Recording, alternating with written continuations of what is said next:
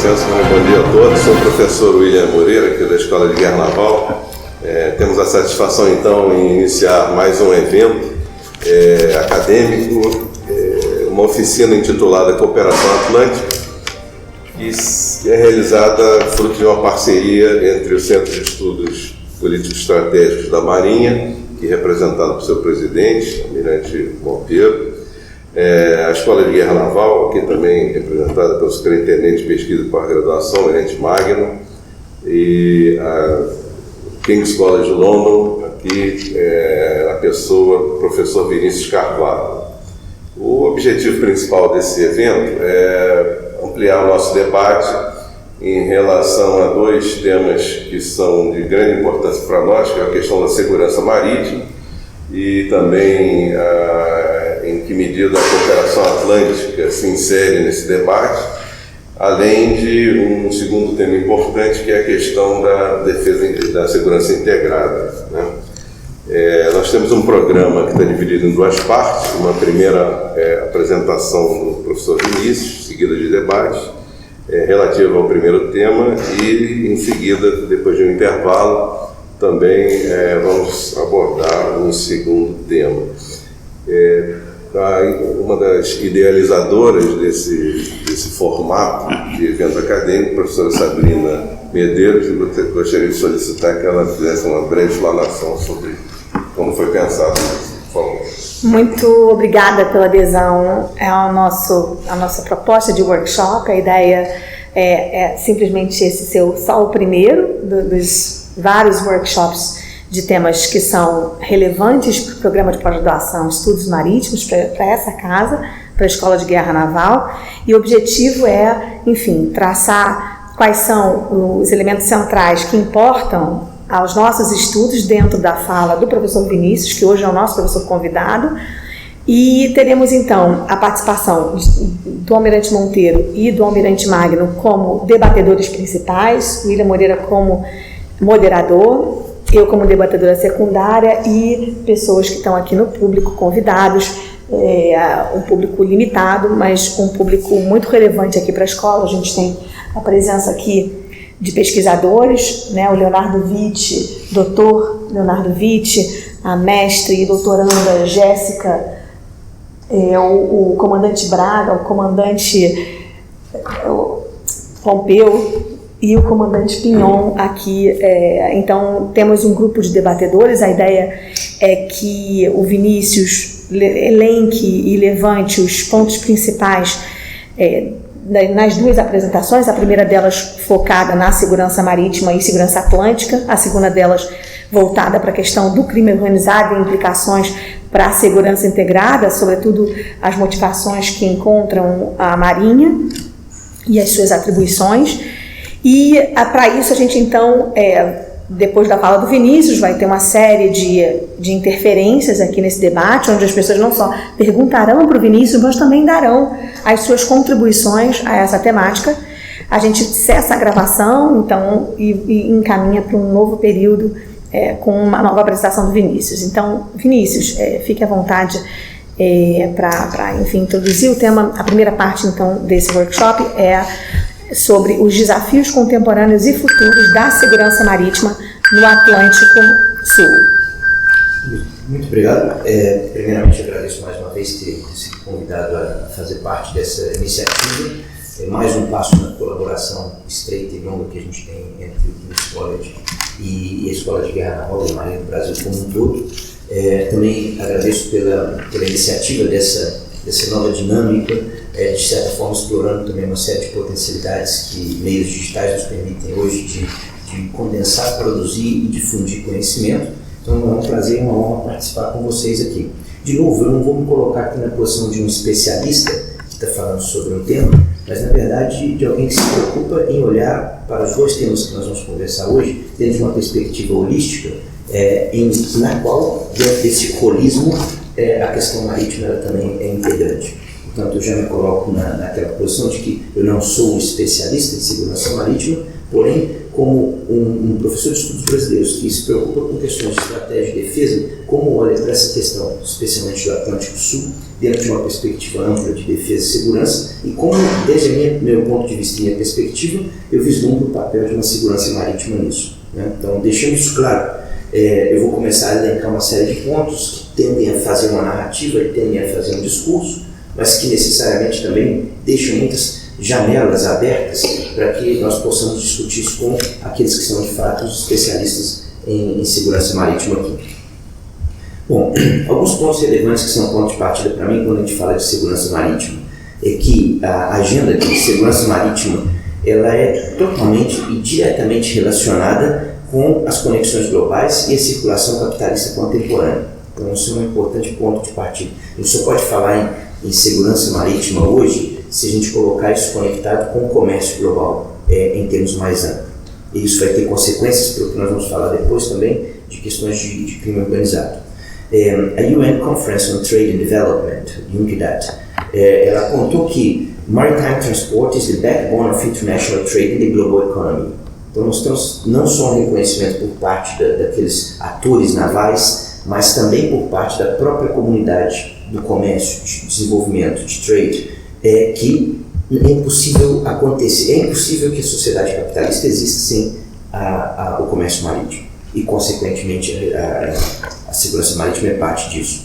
Ainda, esse mesmo no Report of Maritime Transport, em 2018, a UN Conference on Trade and Development anunciava que 80% do comércio global por volume e 70% por valor é realizado por mar. Só isso é suficiente para que nós pensemos, então, o quão relevante é discutir segurança marítima. Nós não podemos falar de globalização, não foi possível e não é possível continuar essa ideia de globalização sem pensar em transporte marítimo e, consequentemente, sem maritime security.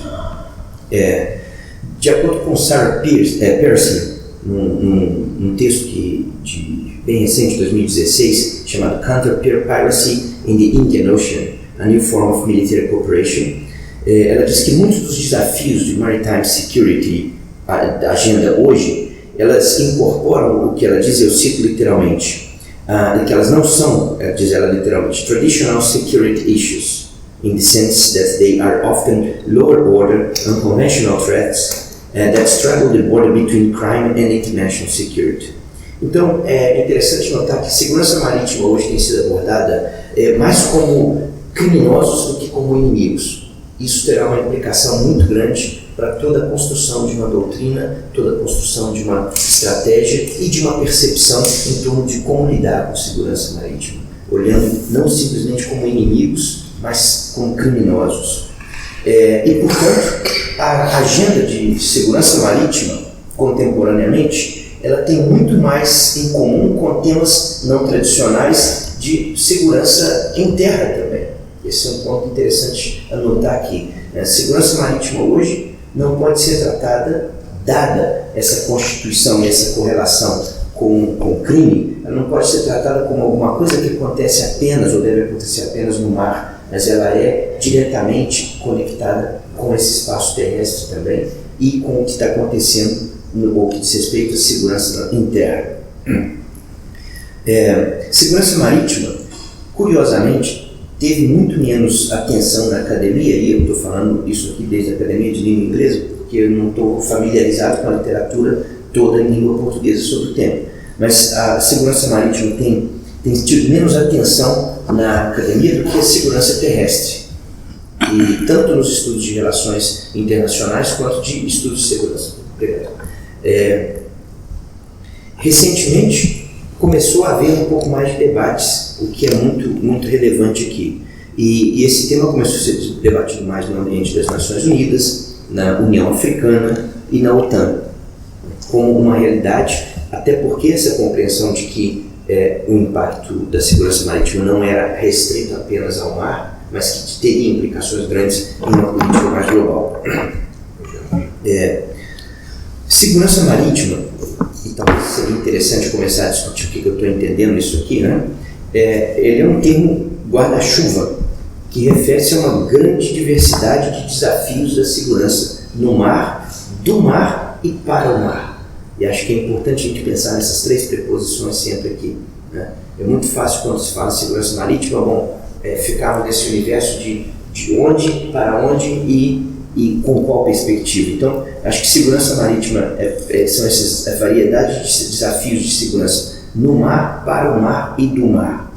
Nesse sentido, a confusão semântica brasileira do termo ela é muito mais favorável ao debate acadêmico hoje do que o contraponto inglês que Safety and Security se estabelece. Nesse sentido, o que eu acompanhei do tema muitas vezes foi uma certa preocupação brasileira de dizer, não é muito claro o termo para nós, mas na verdade essa aparente não clareza semântica ela é uma grande vantagem, porque ela realmente tem a capacidade de encompassar toda a complexidade e dimensionamento que o termo segurança marítima hoje. Curiosamente, essa mesma realidade existe em hebraico, né? Que a palavra para security é bitachon e para safety é betichut, que tem a mesma raiz semântica, né? Só muda mesmo as terminações. Como a nossa segurança, ela encompassa esses dois lados de safety and security do inglês.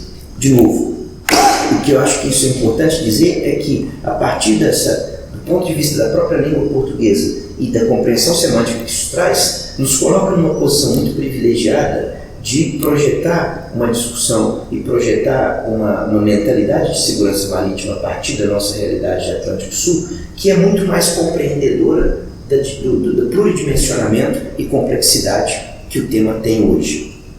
Né? Um outro ponto importante é que essa nova ordem do mar desenvolveu-se em torno do imperativo de se manter uma international security. Tem aqui então outro dilema interessante. Quando nós falamos de segurança marítima, nós estamos falando ao mesmo tempo de uma segurança nacional e estamos ao mesmo tempo falando de uma segurança internacional. Vamos dizer assim, essa moeda de dois lados, que parece tão óbvia, ela pode ser complexa, porque de novo mostra que não se pode falar de segurança marítima apenas olhando para dentro do país, mas ela tem uma perspectiva natural de expandir-se para um ambiente internacional. E bom, os regimes de zonas globais que se escolheu e que se utiliza em segurança marítima é um modo de governança oceânica que foi ancorado numa lógica emergente, muitas vezes contestado do que é segurança marítima, né? Que é a ideia da boa ordem do mar, né? Essa concepção ela nem sempre é definitivamente clara e aceita por todos os atores. Daí entender a necessidade de entender a relação entre zonas marítimas, segurança marítima e governança global e tentar estabelecer, e o que eu tentei fazer nisso é uma matrix de como olhar para a segurança marítima hoje, dado esse início de complexidades que a gente colocou aqui. Então, dentro da minha compreensão, a gente deveria entender, e que não é só minha, é resultado de leituras de muitos autores, é que são 4 domínios que a gente talvez deveria pensar em segurança marítima hoje. Um, da própria segurança nacional. Um é olhar que a segurança marítima tem a ver sim com a disputa entre países, com competição naval, com terrorismo marítimo, com proliferação de armas. Portanto, são questões de impacto de segurança nacional. Esse é o primeiro dos domínios ou dos pilares de uma matrix para a segurança marítima, a meu ver. O segundo deles tem a ver com o meio ambiente marítimo. Mais do que nunca temos notado a necessidade da proteção dos recursos marítimos, contra a pesca ilegal, contra a poluição, com relação à conservação da biodiversidade e etc. Está vendo que a gente já saiu então do security naquele senso bem inglês e já está pensando quase no safety junto. Daí, outra vez, a vantagem semântica que o português tem de fazer entender essa maritime security, ou segurança marítima, de uma forma mais holística. E nós não precisamos nem de explicar isso, porque a própria palavra já encompassa. Um terceiro elemento desse pilar diz respeito ao desenvolvimento econômico, a chamada Blue Economy, né? A proteção do comércio global. A estrutura de economia, a estrutura de estado de economia, sobre a qual mesmo aqueles regimes como o regime chinês, aparentemente comunista, se baseia, que é de global trade e, portanto, é capitalista, ele depende da sua existência dessa segurança do comércio marítimo. Então, o desenvolvimento econômico só acontece se ele estiver baseado nessa possibilidade da circulação segura e, no sentido português, né, safety and security, pelo mar. E o outro elemento importante que não pode ser esquecido, negligenciado muito, porque tudo isso só acontece por causa de uma segurança humana, que eu acho que é o quarto pilar disso. A segurança humana que garante a proteção contra qualquer ameaça ao componente humano em um contexto marítimo. Não apenas no transporte, mas naqueles operadores que estão todos ali e principalmente aqueles que em terra também sofrerão os impactos de qualquer fragilidade nesse quadro de segurança marítima. Então, algumas questões que a gente pode talvez pensar como pontos que provoquem uma discussão. A primeira delas, sobre a questão de segurança marítima, as características dessa segurança marítima, portanto, baseada nesses 4 pilares, essa matrix de 4 pilares, o que a gente pode, digamos assim, deduzir é, primeiro, segurança marítima ela é sempre interconectada e algumas vezes até de natureza interdependente. O que eu quero dizer com isso? Muitas vezes a pesca excessiva com meios industriais pode estimular a pirataria, como foi o caso que aconteceu na Somália até 2000. A redução da capacidade de população local de operar e explorar economicamente seus recursos e o incremento da pesca industrial na região causou um desequilíbrio socioeconômico interno que, consequentemente, provocou o início de uma série de pirataria como meio de subsistência de uma comunidade de terra. Então, de novo, é muito interconectada e muito interdependente a questão de segurança marítima. Ela não tem como ser pensada apenas acontecendo no mar. Não é possível se falar em luta contra a pirataria se eu só pensar que isso vai acontecer com alguns navios no mar tentando proteger outros navios contra ataques de piratas. Se eu não for a raiz desse problema, que muitas vezes não é um problema de defesa, mas é um problema de segurança pública, ou até mesmo um problema socioeconômico. Então essa interconexão faz da tarefa daqueles responsáveis pela segurança marítima uma tarefa complexa e uma tarefa que exige cada vez mais uma multiplicidade de atores na delimitação, determinação e implementação de políticas de segurança marítima, porque ela não pode mais simplesmente ser olhada desde a perspectiva daquele operador que está no mar, né? Ou que olha da terra para o mar. Ela tem que olhar também do mar para a terra. Nesse sentido, elas são, a outra palavra importante aqui, liminais, né? Estão nesse ambiente liminal, está no limes, né? Está naquela borderline, né? E que não acontece apenas no mar, mas que estão envolvidas com o que está acontecendo na terra. Outro exemplo, eu falei da pirataria, a questão do contrabando. O contrabando não é um problema, ele se torna realidade ou se torna visível no mar, mas ele é uma questão que inicia na terra. Então ela é liminal completamente. Um operador ou um conceituador de questões de segurança marítima hoje não pode de forma alguma distanciar-se do que está acontecendo em terra. E principalmente sobre as questões de segurança do que está acontecendo em terra. Não existe uma segurança marítima hoje desconectada de uma segurança terrestre e vice-versa. Bom, são transnacionais por natureza, por várias razões, são extremamente complexas nesse sentido, porque a gente tem aí operadores, navios de bandeira de um país com uma tripulação de um outro país operando em águas, às vezes, jurisdicionais de um terceiro ou quarto país, mas que tem implicações para um quinto país, que é aquele que está sendo vítima do efeito de segurança marítima no contexto no qual nós vivemos. Talvez seja o caso de até usar como exemplo essa questão que nós estamos vivendo agora no Brasil, com esse óleo chegar na costa brasileira.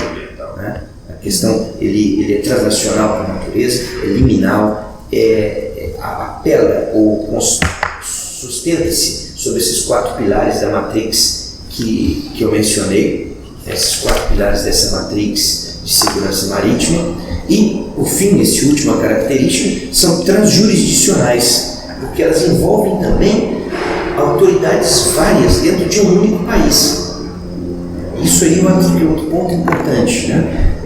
Obviamente, especialmente no caso da Marinha do Brasil, que é a autoridade marítima constitucional, obviamente que a responsabilidade e até mesmo o olhar sobre a Marinha como o ator fundamental de responder a riscos de segurança marítima, ou ameaças, ou até mesmo crimes, é natural. Porém, temos que lembrar que várias autoridades dentro de um único país são também responsáveis por essa segurança marítima. Nós temos no Brasil, acho que não tem mais, né? O Ministério da Pesca, não tem mais, mas por algum tempo tivemos o Ministério da Pesca, temos o Ministério de Minas e Energia, temos Secretaria para Recursos do Mar, interministerial, temos IBAMA, temos uma série de agentes, de atores que diretamente também estão relacionados com a segurança marítima. Então são transjurisdicionais. Todos nós sabemos a complexidade que se tem de lidar nesse ambiente transjurisdicional. São complexidades que vão do escopo mais simples ao mais complexo, desde quem é que toma a decisão e até quem pode falar em nome do que está acontecendo. Então, essa é uma complexidade grande. Eu vou me tentar algumas dessas questões. Eu tenho tempo para gastar a erudição, né? Eu tenho tempo para gastar a erudição, então, porque isso é importante, fica bonito, né? 15 minutos. Pois bem, a ideia de liminaridade, acho que vale a pena a gente explorar um pouco e entender como ela está tão relacionada ao pensamento marítimo, essa ideia de que onde que começa o mar e onde que termina a terra, onde começa o mar e etc. Né? É muito curioso que houve historicamente uma certa maneira de compreender o espaço marítimo como uma continuação ou uma extensão da terra, né? E por que não dizer também o contrário, que a terra é uma continuação do mar, como os ingleses muitas vezes tendem a perceber, né? Carl Schmitt, o teórico da geopolítica, ele contrasta ontologicamente os dois espaços. Eu acho que isso é bem interessante, né? Ele diz, citando um livro de 1954, que ele chamou Dialogues on Power and Space, ele dizia: Home on land generally implies a dwelling with solid foundations in earth, while at sea it implies a more nomadic existence. Aboard a vessel that must negotiate an unpredictable and tumultuous material. Então, essa é uma relação muito importante de se levar em conta e é ontologicamente diferente. Morar na terra é fundacional. Eu estou aqui. E o mar, eu posso estar, mas eu não estou. É muito nomádico e, ao mesmo tempo, a impredictibilidade. Impredictibilidade. Obrigado. Do mar é muito maior do que da terra nesse Previsibilidade. sentido. Previsibilidade. Obrigado. E muito interessante como isso implicou, como esse resultado, essa leitura do Carl Schmitt é uma continuação daquele velho debate entre império e domínio, né? Onde o império era olhando o espaço marítimo fundamentalmente diferente do terrestre, o mar sendo tratado como um domínio diferente da atividade humana, mais arriscado, um espaço apolítico, apenas submetido às mínimas estruturas de governança, a liberdade do espaço marítimo benéfico para a humanidade, e, portanto, a percepção de segurança marítima, nessa visão de império, é um controle estratégico do espaço marítimo, né? Enquanto o domínio é o espaço marítimo sujeito à permanente soberania, como em terra, né? Podendo ser territorializado, estabelecer estruturas de governança que são emanadas do espaço terrestre para o espaço marítimo, e a percepção de domínio sempre vê o espaço marítimo como um domínio da liberdade de sordeira, uma ameaça à segurança do sistema de Estado mesmo, né?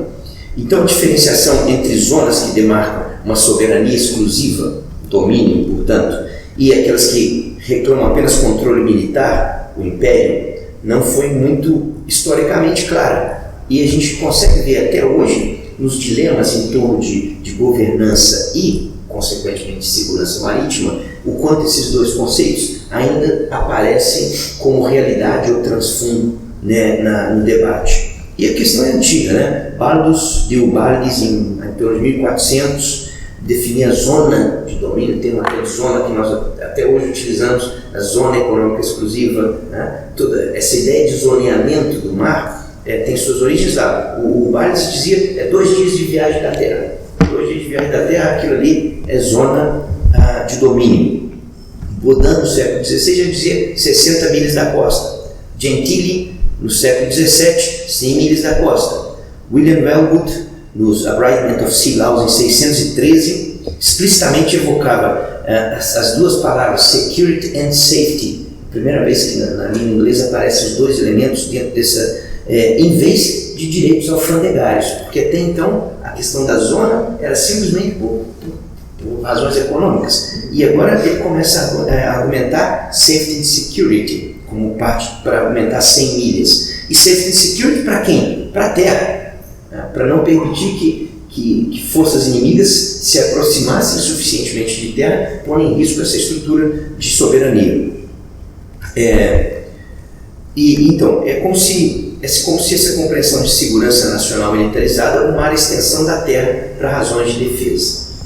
E aqui eu acho que é importante ter isso em conta, e os dilemas que essa compreensão de domínio e império propõe hoje dentro desse quadro mais complexo de segurança marítima. Será que ainda continuamos utilizando essas categorias, ainda que transformadas e traduzidas em outros termos?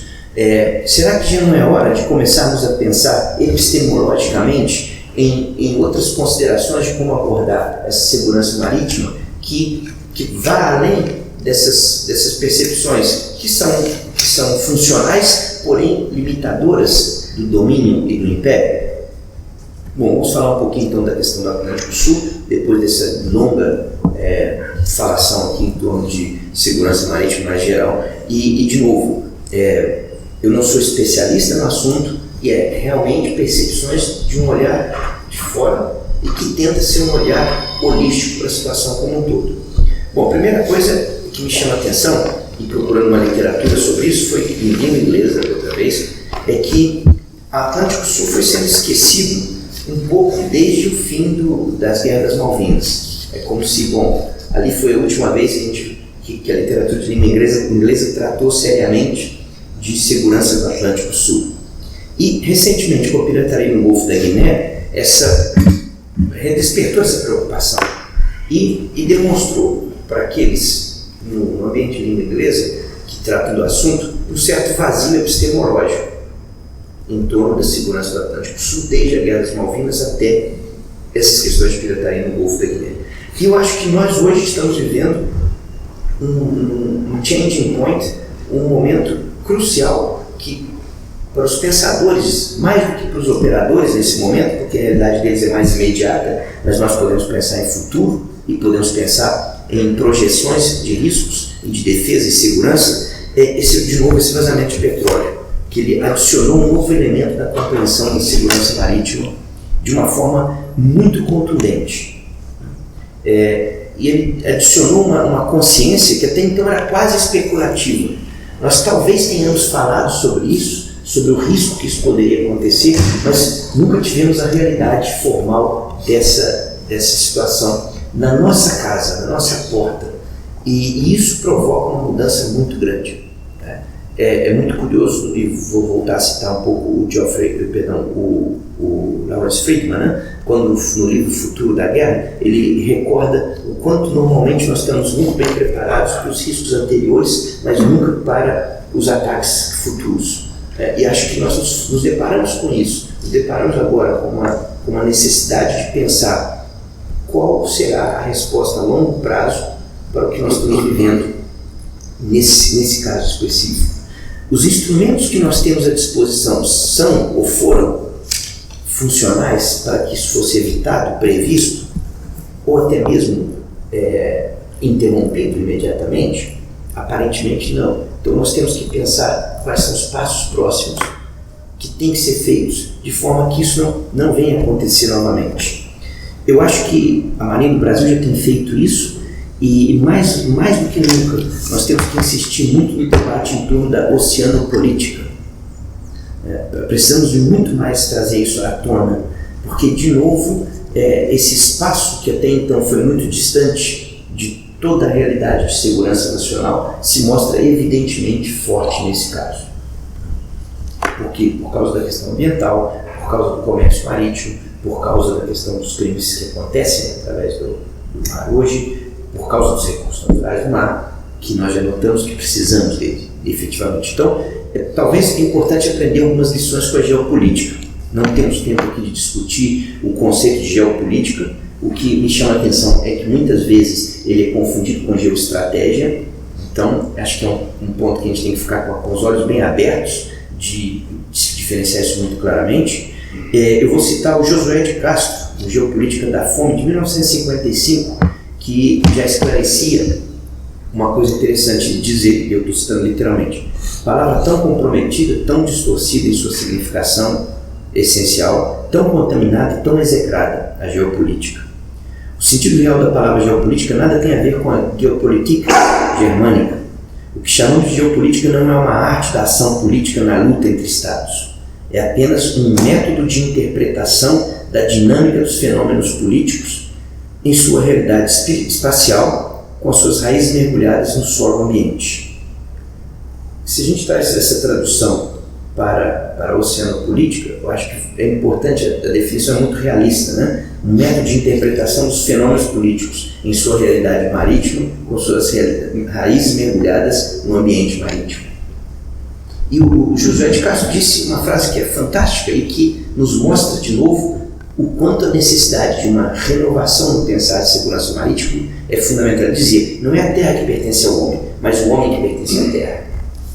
O homem é um elemento dessa terra. E se a gente de novo transforma isso para o mar, não é o mar que pertence ao homem, mas o homem que pertence ao mar. Nesse sentido, é uma frase poética, mas eu acho que diz muito com essa transferência de geopolítica para uma oceanopolítica. E, nesse sentido, eu já estou caminhando para o fim da minha abordagem aqui, acho que há 4 prefixos que a gente pode adequar à política, à geopolítica, como 4 prefixos que são ligados diretamente e que, para a segurança marítima, são fundamentais termos hoje. Eco, demo, geo e bio. Eco no sentido econômico mesmo. Precisamos de pensar numa eco-oceanopolítica, numa demo-oceanopolítica, numa geo-oceanopolítica e numa bio-oceanopolítica. Então, nesse sentido, as lições de 55 são muito relevantes, né, do Josué de Castro. Pensarmos o quanto essa oceanopolítica ela depende de uma estreita relação, debate, formulação através de postulados econômicos, de postulados demográficos. Nós estamos sim ocupando os mares. Levando em conta a quantidade de navios circulando pelo planeta, alguém já se deu o trabalho de calcular qual é a população humana flutuante nos mares hoje?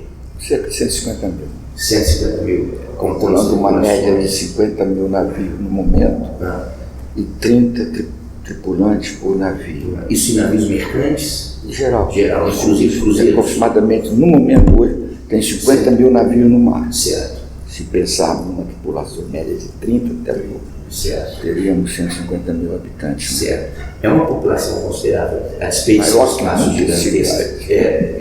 Só tende a aumentar. Quase o tamanho da Islândia. Está na minha hora de falar. Oceano vivo. É um oceano vivo, e é nesse sentido demográfico.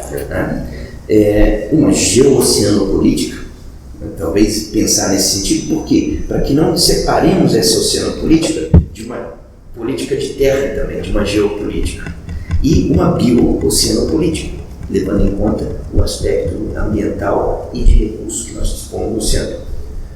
Pois bem, eu vou terminar por aqui e pensar, hoje em dia, se a gente for olhar em base nesse arcabouço que eu tentei aqui vulgarmente montar, o que seriam as principais preocupações que a segurança do Atlântico Sul nos deveria fazer pensar nesses 4 prefixos. Um deles é a questão de migrações, efetivamente, ainda que alguém vai dizer, mas nós não temos igual no Mediterrâneo.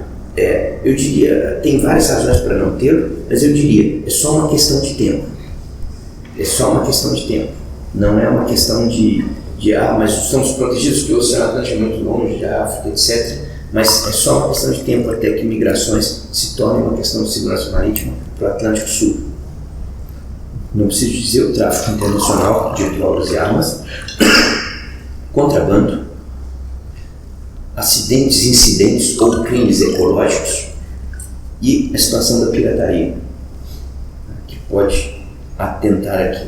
Daí então, eu acho que é importante nós, que estamos nesse ambiente de formulação de pensamento, começarmos já a nos preocupar qual será a resposta dessa comunidade nossa para questões de segurança marítima do Atlântico Sul, se nós admitimos que essas são preocupações futuras.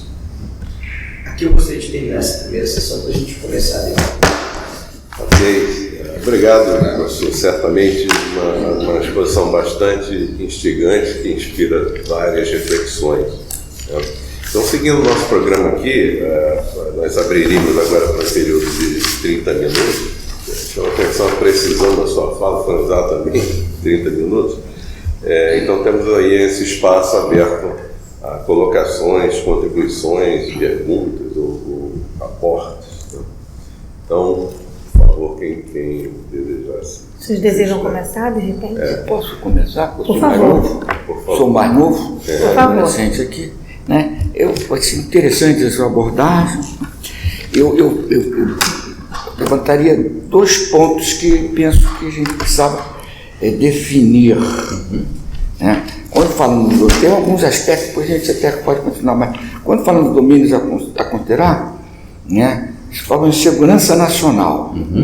Nós temos que distinguir bem quando eu estou falando de segurança em relação a atores estatais, porque aí eu caio, vamos supor, no self-help, cada um é responsável por sua segurança, e quando eu falo em atores infraestatais, que aí a abordagem já não é self-help, e sim uma abordagem cooperativa. Então eu penso que isso, a gente, quando fala no domínio de segurança nacional, a gente associa, eu até fiz uma observação aí das Malvinas, que foi um evento de atores estatais, não tem nada disso, embora eu tenha outra visão. Né? O Atlântico Sul caiu no esquecimento com a construção do canal de Suez e Panamá. Até aí, o Atlântico Norte e o Mediterrâneo eram mares interiores do Atlântico Sul. A abertura desses 2 canais criou um hemisfério econômico que foi fortalecendo depois da Segunda Guerra Mundial, com a comunidade transatlântica de Walter Lippmann, e o Atlântico Sul ficou jogado para escanteio. Ele só começa a recuperar com o fechamento de Suez na Guerra dos 6 Dias, e agora com as questões econômicas. Então, esse esquecimento talvez não tenha sido só nesse intervalo que começou com a guerra. E a ideia de segurança nacional, porque quando posso chamar de você, né? A minha mãe ensinou a tratar os mais velhos de senhor, mas aqui já, que você levanta, todas as questões futuras são atores infraestatais. O que leva a uma abordagem diferente. E aí, finalizando, o que mexe com a noção de soberania, que também essa ideia de terra e mar, temos que deixar bem claro que não há dúvida que nos territórios emersos, né, há uma soberania bodiniana, tá certo falar bodiniana, característica, mas no mar ela não se exerce, o que recomenda posturas ou atitudes outras que não simplesmente. É isso que eu queria. Esses 2 comentários que o senhor faz, eles são. Posso chamar de você também? Pois é, essas 2 questões que você coloca, elas são o que eu estou achando mais relevantes nesse momento. É que os modelos de olhar para estados, de segurança de estados, eles estão em xeque porque as realidades de desafios ou riscos à segurança marítima, elas têm essa liminaridade, essa transnacionalidade, esse transjurisdicionalismo e o fato de serem interconectadas. Então, de novo, um contrabando que sai de um país e está em alto mar, de quem é a responsabilidade jurídica de tratar disso. É só quando ele chega no outro porto, ou ele quando sai do porto. O que acontece nesse meio do caminho? Todas essas questões, me parece que nós precisamos de discutir mais fundamentalmente, termos conceitos mais precisos, e essa precisão de conceito nos garantir produzir políticas, estratégias, conceitos doutrinários, operacionais e táticos. Acho que o que acontece com aqueles operadores que estão na ponta da linha tendo que lidar com isso todos os dias, eles não estão resguardados por uma cadeia conceitual que lhes dê a mesma justificação jurídica, tática, operacional, processual sobre como lidar com esses desafios de segurança marítima. E aí, sim, nós vamos ter que discutir, e por mais que muita gente ache que isso é prático e pragmático, ele depende também de muita discussão intelectual para que esses conceitos sejam claros e para que não haja questionamentos em nível epistemológico sobre o que nós estamos fazendo. Nesse sentido, você está absolutamente certo, de que nós estamos lidando numa liminaridade e não está clara ainda. Eu vou só dar uma continuidade exatamente do que os senhores falaram, e é justamente isso, ou seja, é a parte prática da situação. O senhor, na sua fala, falou exatamente que nós temos que pensar nas coisas, vamos dizer assim, que elas vão correr para frente. Ou seja, mesmo que hoje estejamos combatendo determinadas ameaças, determinadas ações que não são desejáveis para o desenvolvimento dos povos, né? Nós temos que pensar como o futuro, como que a gente vai agir. E aí o senhor novamente colocou agora como que enfim, vamos dizer assim, uma segurança jurídica, ou então uma normatização daquelas pessoas que estão fazendo o combate, né, à frente, justamente o que fazer, como combater, né? E aí o senhor, gostei também quando o senhor falou que a segurança marítima, ela acontece no mar, as ações acontecem no mar, mas todas elas têm relevância em terra, que é onde nós vivemos, nós sentimos sempre isso em terra, né? Então, se o tráfico, vamos botar uma das mais simples, que é o tráfico de pessoas, elas acontecem em terra, o contrabando, enfim, todas essas situações, essas ações que o senhor colocou. Bom, e aí dentro dessa pergunta eu falo, eu tento, só para dar uma complementariedade, o que o senhor pensa sobre o assunto. De que forma, além dessa regulamentação, vamos dizer, desses documentos, vamos dizer assim, que ajudem as pessoas a combater, de que forma o senhor acha que, epistemologicamente, conforme o senhor Pablo falou, nós podemos incentivar, nós podemos mostrar à população, nós podemos mostrar à sociedade a importância de se ter uma segurança do mar? Certo. Muito obrigado. Eu acho que é um ponto que falta muito a gente discutir sobre isso no contexto brasileiro, porque, primeiramente, todo mundo pensa em segurança, está pensando em sair na rua e não ser assaltado. Essa é a primeira preocupação. E muitos deles não entendem que isso só acontece porque tem uma cadeia imensa de ilícitos que gerou e geriu aquele risco urbano. Nessa cadeia imensa de ilícitos, a via marítima ela é fundamental, ela é parte do core do problema. Talvez fosse mais interessante, ou talvez fosse necessário, que ao tratarmos de questões, e aí infelizmente nós estamos entrando num ambiente de política mesmo, de políticos, que ao tratar da questão de segurança pública, façam claro para a população que o problema não está no bairro onde você mora, ele está nessa cadeia longa do qual o componente marítimo é fundamental. E por que o componente marítimo? Porque ele é fundamental para 80% do transporte mundial, né? Então isso aí é um ponto que é preciso, é um processo econômico muito grande. E eu acho que outra coisa importante a se fazer, ela não é nem local, ela é global. É preciso reforçar a importância, a autoridade, não diria autoridade porque a palavra autoridade traz junto, muitas vezes, em termos, mas vamos chamar a importância dos ambientes multilaterais.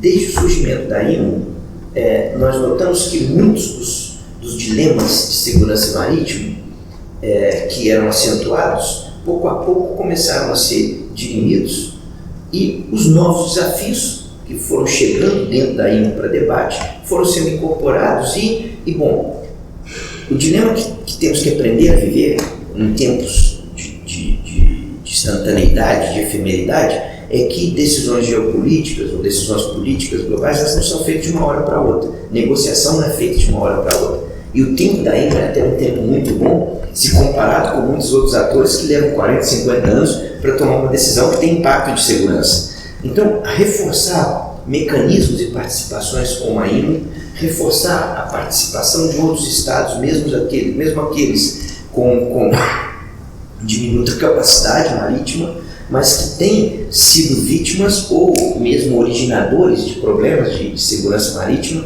o papel e a participação deles dentro desses organismos internacionais, especialmente a IMO, que aí a gente começa a fazer um câmbio, uma mudança epistemológica mesmo, de entender que segurança marítima deve ser gerida internacionalmente, levando em conta as especificidades nacionais, sem ferir soberanias, mas ao mesmo tempo assegurando que todas essas soberanias independentes, elas também são responsáveis por essa segurança de um espaço que é liminar e que cruza as tradicionais soberanias e que demanda um entendimento outro. Então, eu acho que para que a gente faça a população compreender isso, ela, de novo, tem que passar por esse processo de que há um mecanismo internacional, um organismo internacional, há uma participação efetiva de um país nesse ambiente internacional, até chegar aqui. Eu mencionei na fala na segunda-feira e repito aqui que eu acho que é relevante. No dia 16 de novembro, o vídeo produzido pela Marinha do Brasil para celebrar o Dia da Amazônia Azul, eu acho que aquele foi um vídeo de uma capacidade de comunicação estratégica excelente, porque ele não começou com nenhum louvor a nada, ele começou com um problema que todo mundo está vendo, enfrentando agora. Tem um ódio chegando no nosso mar. O dilema para entendermos isso, para nos proteger, é um dilema grande. E a Marinha está atuando nisso. É por isso que a gente precisa de compreender a dinâmica do que é essa Amazônia Azul. Então achei que isso foi fantástico, em partir do problema que afeta o cidadão, que ele vê, e desde ali escalonando até uma compreensão maior. Esses mecanismos de comunicação estratégica, eles precisam estar aplicados constantemente. E não é só esperar, mas a mídia não nos dá atenção, não precisa te preocupar com isso. Quantos seguidores tem a página da Marinha no Instagram, no Facebook? Está chegando as pessoas. E não há mudanças radicais de um dia por outro. Um país que a gente sabe historicamente viveu de costas para o mar olhando para a terra, vai demorar a virar suas costas. Mas quando o problema chegou, aí sim nós tivemos que olhar para ele. E ao olhar para ele, naturalmente a gente começa a provocar essa transformação epistemológica. Que eu acho que aí é fantástico, de novo, o que a gente está fazendo. E, de novo, com o uso da palavra em português, segurança, que encompassa a sua segurança e a sua salvaguarda, estão presentes nesse trabalho de olhar para o mar.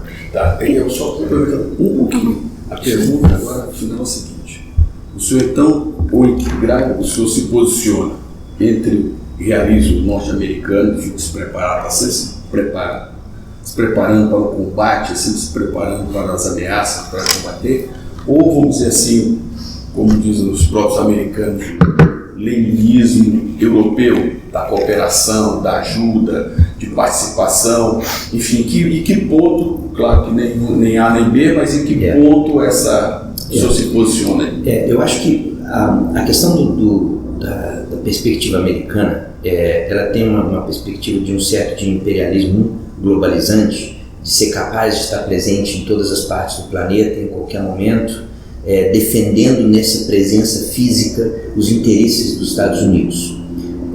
Essa é a orientação sobre a qual eles criaram não sei quantas frotas por toda a parte do mundo, bases, presença militar humana em terra, enfim, essa é uma perspectiva, uma mentalidade. Isso custa caro, isso custa muito caro e talvez traga benefícios econômicos suficientes que correspondam ao custo disso. Levando em conta realisticamente o ambiente econômico global. Acho que os europeus também entenderam o quanto custa manter um mecanismo de defesa e o quanto cooperação é favorável, especialmente em segurança marítima, é muito mais favorável do que essa presença do está por todo lado. Né? Então, eu acho que no caso nosso brasileiro, a gente tem um país eu costumo sempre dizer que o problema de falar no Brasil é que a gente tem que sempre botar um superlativo, porque é tudo muito superlativizado no Brasil, tudo é maior, ou pior, ou menor. Então, a gente nunca consegue equidistanciar desses extremos superlativos. Mas eu acho que no caso brasileiro, mais do que nunca, é compreender o que nós, em nossa Política Nacional de Defesa, Estratégia Nacional de Defesa, dizem claramente o que é o nosso entorno estratégico, o que tem impacto direto à sobrevivência do país, à defesa do país, que põe em risco ou não a nossa soberania, põe em risco ou não a saúde econômico-social do país, e aqui deve estar presente a nossa defesa, olhando para esse ambiente, muito mais do que pensar se a gente tem que estar lá no Pacífico também, porque tem navio nosso que passa por lá, né? Cara, nós não temos como ter uma frota lá no Pacífico. Então esse realismo pragmático é preciso de estar em lugar, em place. E esse realismo pragmático ensina também que há acordos, cooperação, alianças, elas são necessárias. E isso é importante ter em mente. Vinícius. Ok.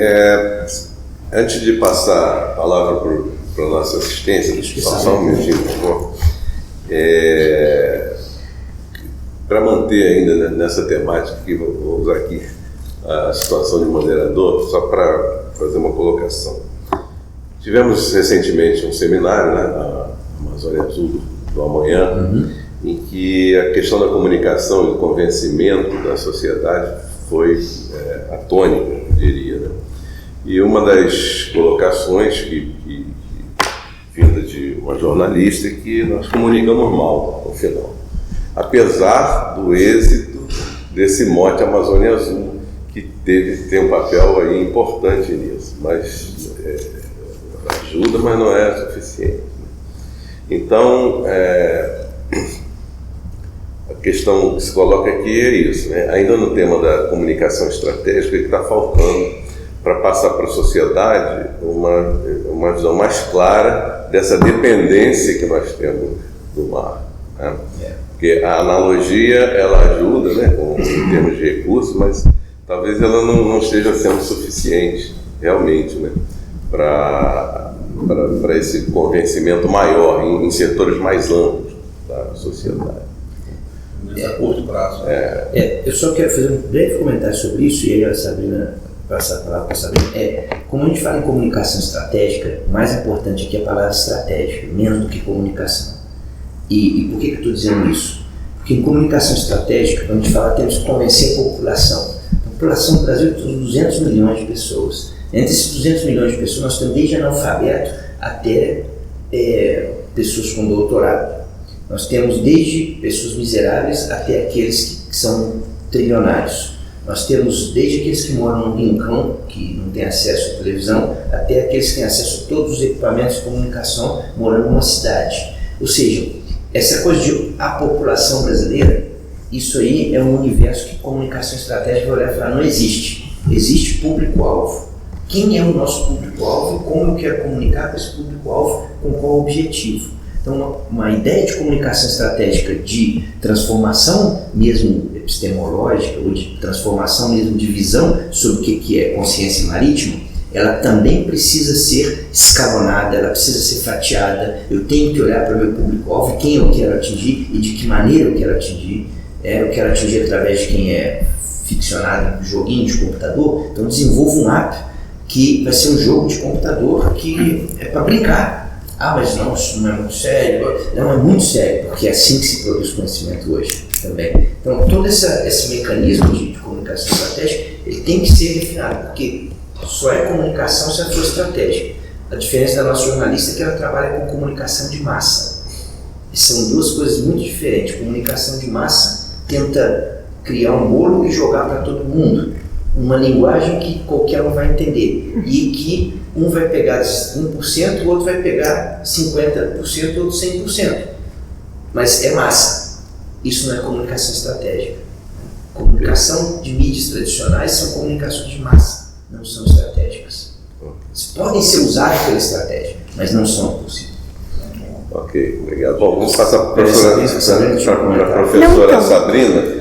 Só um instantinho, quem quiser, por favor, fazer uma pergunta, só me sinalizar, por favor. Eu queria exatamente, acho que dá para a gente incluir aqui, porque apresentando aqui um pouco do que a gente tem feito, né, Vinícius, a gente tem trabalhado com a seguinte ideia, né, de que a consciência situacional marítima e o domínio o domínio do mar é dependente, extremamente dependente da maior visibilidade do que existe. E essa visibilidade, atendendo um pouco dessa questão epistemológica que você apresentou e a tipologia que você apresentou de que segurança marítima é maior do que propriamente safety and security, a ideia de criação de consciência, e criação de consciência situacional, inclusive, no mar, não é uma questão puramente técnica, ou seja, não é uma questão puramente de visibilidade dos navios ou das ações que estão acontecendo no mar, mas visibilidade como um domínio. E, portanto, por isso a consciência situacional alcança, em alguma medida, o domínio do mar. E in between, né, ou seja,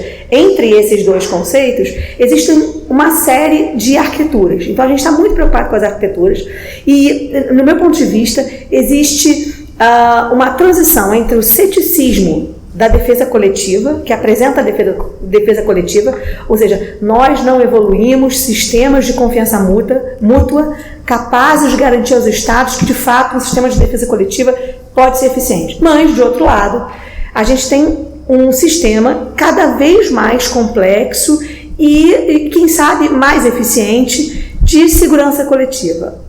Essa coletividade da segurança abriga, para mim, uma questão que está organizada em três esferas, né? A primeira delas, que seria a esfera do que você chamou, você atentou para o fato de que é preciso ir desde o compromisso externo até a sociedade e como ela acontece de fato. Então, essa esfera mais do mundo ordinário, ela acontece por meio de arquiteturas de segurança integrada, segurança pública, na relação entre vários stakeholders, privados e públicos, agências de vigilância ambiental, estruturas portuárias. Então, organismos e organicidades que às vezes, com algum grau de temporalidade, às vezes mais permanentes, às vezes mais sólidas, às vezes menos sólidas.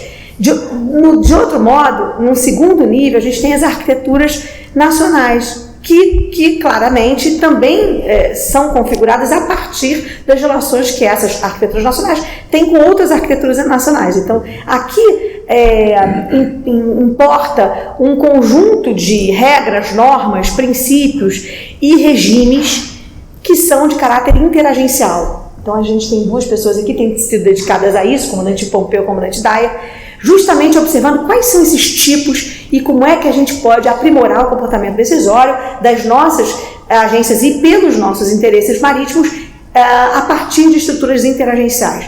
E um terceiro nível, que seria o nível das relações internacionais propriamente, também embebido de arquiteturas próprias. Arquiteturas que invocam a participação da Marinha diretamente, como, por exemplo, na estrutura da coordenação da área marítima do Atlântico Sul, arquiteturas que envolvem o projeto de política externa brasileiro, como as OPACAS, que são arquiteturas que a gente chama de arquiteturas de conveniência, arquiteturas que remontam, como a CPLP ou as OPACAS, uma série de elementos que podem ser alavancados ou alavancar outros elementos de caráter operacional, por exemplo, e ainda as arquiteturas de cooperação técnica, que aqui estão sendo mapeadas pela pesquisadora Carolina Ambinder, que está aqui também presente. E o que o pesquisador Leonardo tem tentado fazer, Dr. Leonardo Vitti, é justamente reunir todos esses elementos, ou seja, mapeamento de arquiteturas de cooperação interagência, mapeamento de arquiteturas de cooperação técnica, em benefício do tratamento conceitual que o comandante William, o professor William, tem dado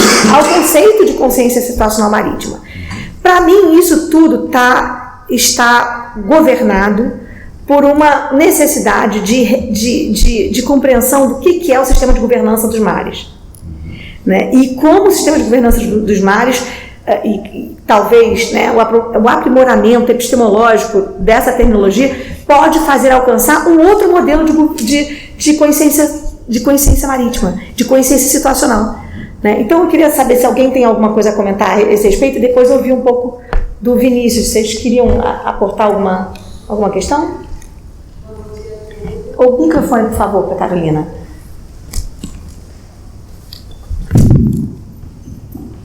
Bom dia a todos, professora, é um prazer poder assistir novamente, inclusive peço desculpas por não ter conseguido assistir a sua fala desde o início, e por isso meu comentário vai ser só em relação a essa última fala, inclusive o Almirante também abordou sobre a questão da comunicação, sobre o que ele falou, que essa foi uma das motivações, se não a principal do nosso projeto, era justamente dar a possibilidade da nossa nacional da Marinha à sociedade, de certa forma, o meio acadêmico como um todo. E eu acho que, assim como na conclusão desse seminário da Zona Azul, o que deve ser feito é a Marinha criar consciência dessa sua falha e não tentar compensá-la de alguma forma, porque o senhor sempre deve lembrar que no momento em que nós defendemos o nosso projeto, temos pessoas da casa falando lá, mas nós temos esses dados distribuídos, eles existem sim em determinadas organizações militares, em determinados... dados da Cooperação Técnica Internacional. Isso, a parte da Cooperação Técnica Internacional. E fazendo pesquisa, eu lembro de funcionários da biblioteca nos direcionarem ao pessoal da comunicação, né? A Marinha tem uma unidade para isso. E o próprio pessoal da comunicação falou: olha, isso não é responsabilidade nossa, porque o que a gente reporta para a sociedade são feitos como as atividades que a gente comenta, que são subsidiárias. Né? Então, assim, o que, ao nosso ver, o nosso olhar acadêmico deveria ter uma importância de maior reconhecimento, era, hoje até pouco tempo entendido pela parte de comunicação da Marinha, como não sendo de responsabilidade da Marinha. Então, estou só comentando essa questão da visibilidade, no sentido de que não adianta nós, acadêmicos, termos a certeza da necessidade dessa visibilidade. A Marinha tem que criar primeiramente essa consciência e tomar providências em cima disso. O que o projeto está criando é buscando nas fontes, inclusive as fontes são ostensivas, garantindo a reunião dessas fontes e a sistematização em bases de dados, mapeamentos, dar visibilidade às autoridades do que de fato a gente tem de processos, arquiteturas, normativas que importem a essa coordenação, a essa governança. A governança não é dos mares propriamente, ela deriva para nós desses fundamentos que estão aqui no âmbito nacional. E ele extrapola o âmbito nacional na relação entre os vários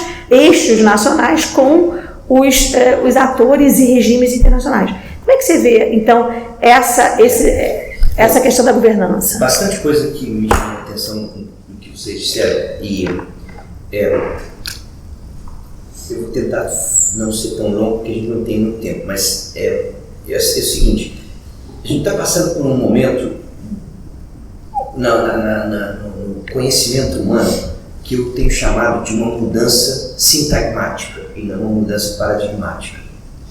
O que eu quero dizer com isso? Nós estamos mudando a maneira de representar o mundo e relacionar com a representação do mundo. Vou ser bem breve e bem sucinto no que eu quero dizer aqui. A gente passou de um momento que o homem não sabia porcaria nenhuma e não era nem chamado sapiens e que só lidava com a realidade do mundo, até que um dia um sujeito viu uma pedra e desenhou uma pedra na parede, desenhou um animal. Ele criou uma mediação com a realidade. A ponto de que eu desenhei um animal, eu vi o animal, desenhei um animal, chegou meu amigo lá, passou, ele não viu o animal, mas ele conheceu o animal através do desenho. A imagem mediou a realidade. A gente passou o segundo passo gigantesco, uma grande revolução sintagmática, uma grande revolução de organização de pensamento, que foi, fui capaz de descrever em texto o que era esse animal, o que era essa imagem. Eu fui capaz de tirar a realidade tridimensional, colocar no bidimensional do desenho e transformá-la em conceito. Não precisei mais nem da imagem para poder dizer o que era o conhecimento. E o conhecimento se constrói dessa forma. Eu só posso especular através de texto, através de historicidade. E tudo nós fizemos foi na história. E aí nós chegamos num grande momento de revolução tecnológica, que é a reprodução em massa das imagens e a reprodução e a difusão dessas imagens de tal forma que a gente começou a voltar para a imagem e deixar o texto de lado. Tão seriamente que a gente começou a fazer mais tudo icônico e menos textual. Toda comunicação é feita de uma porção de fragmentos de imagens. E mesmo imagificamos o texto. Um tweet de 400 palavras é uma imagem, não é um texto. Não tem como ter sintaxe, não tem como ter coesão e coerência, não tem como ter lógica nesse sentido. Então a gente está passando por uma revolução de conhecimento terrível, que eu estou mudando não é paradigma. Paradigma é fácil mudar. É uma linha, você substitui o 6 por meia dúzia, isso é uma mudança paradigmática. Mudança sintagmática é mudar como a gente pensa e organiza o pensamento. Nesse sentido, depois de todo esse preâmbulo aqui, isso é um tema para a gente alongar e discutir muito, nesse sentido, é preciso muito cuidado em reforçar modelos que o mundo já não relaciona da mesma forma com eles. Então, comunicação preocupada de comunicar com mecanismos que não são dessa dinâmica da nova imagética, a gente está perdido, já perdemos. Quando nós falamos de arquiteturas são consolidadas, são sólidas, são estruturais, elas tendem a não permitir uma dinâmica muito grande, porque elas obedecem a regras, metaforicamente falando, obedecem a regras, a leis. Quando eu altero um prédio, eu altero a arquitetura, é considerado uma violência, mas é uma violência necessária. Eu comprei um prédio dos anos 20, né, Art Deco, mas apareceu mais um novo filho. Eu faço um sobradinho, emendo para botar mais um quarto filho. E aí o arquiteto olha para aquilo como uma grande violência, mas a realidade me diz que eu preciso de um novo quarto. E acho que então, quando nós olhamos hoje para a questão de uma tentativa de entender consciência situacional marítima, quando a gente olha para consciência estratégica nacional, quando a gente olha para a necessidade de pensar como até comunicar isso, a gente tem que começar a modificar essa sintaxe.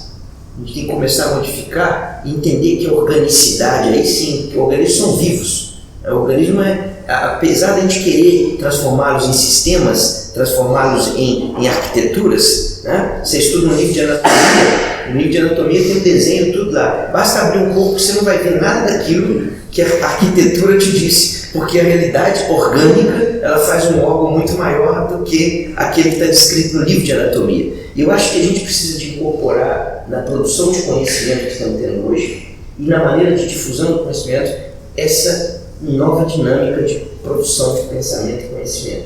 Que eu disse assim, é longo, não dá para a gente numa resposta curta, mas eu acho que um ponto importante de diferenciação é que já não existe mais nós e eles. Essa coisa de nós acadêmicos e eles, se a gente entrar nessa onda, a gente vai dar 2 passos atrás, porque não tem isso mais. Não tem o operador e o pensador, eles são no mesmo nível e eles estão na mesma dinâmica.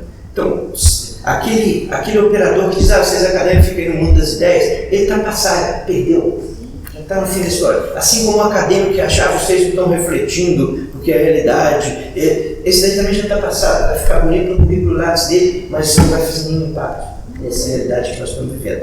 E as dinâmicas de segurança marítima hoje, elas não cabem no currículo Lattes, elas são reais e afetam todas essas parcelas da população, que são todos atores. São todos fazendo remendos nesse edifício. Então a nossa arquitetura, ela tem que ser uma arquitetura, eu diria, uma arquitetura aberta, eclética, que permite que em pensamentos diversos, mesmo aqueles que não estão sistematicamente alinhados, sejam incorporados. A questão da comunicação é outro exemplo disso.